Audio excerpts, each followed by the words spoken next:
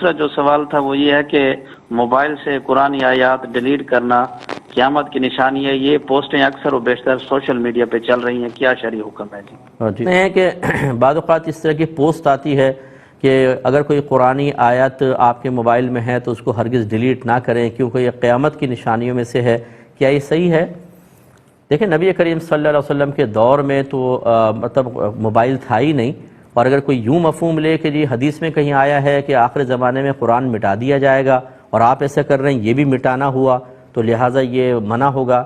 ایسا بھی نہیں ہے۔ آخر زمانے میں قرآن اٹھا لیا جائے گا، یہ ضرور ہے کہ جب سارے کافر ہوں گے تو بے حرمتی سے بچنے کے لیے قرآن غائب ہو جائے گا اور کسی کے پاس نہیں رہے گا، اور قیامت کافروں پر قائم ہوگی، مسلمانوں پر قائم نہیں ہوگی۔ لیکن اس طرح نہیں ہے کہ آپ اگر کوئی آیت لکھی ہے اس کو ڈیلیٹ کریں تو یہ قرب قیامت کی نشانیوں میں سے ہے، اور چونکہ اکثر قرب قیامت کی نشانیاں ناجائز امور پر مشتمل ہیں، یعنی ناجائز امور کی نشاندہی کی گئی ہے تو یہ گناہ ہوگا، ایسا کچھ بھی نہیں ہے۔ ہم ٹیچر ہیں، ہم لوگ کتنی مرتبہ آیات لکھتے ہیں اور اس کو مٹاتے ہیں، کہ ہم مصنف بھی ہیں، میں نے کتنی کتابیں لکھتے ہیں، پھر دیکھتے ہیں بھئی آیت یہاں نہیں آنی تھی، اس کو ڈیلیٹ کر دیا جاتا ہے، تو اس کا مطلب تو یہ ہوا کہ سارے کے سارے لوگ گناہگار ہوتے رہیں گے۔ ہاں اگر حدیث میں ہوتا، کہیں واضح طور پہ اس طرح موجود ہوتا تو پھر سارے کر بھی رہے ہوتے تو منع کیا جاتا، لیکن ایسا چونکہ نہیں ہے تو پھر مطلب اپنی عقل سے سوچ سے کچھ ایسا نتیجہ مرتب کر کے اور اس کو لوگوں میں عام کر کے تشویش میں مبتلا کر دینا شرعاً یہ جائز نہیں ہے۔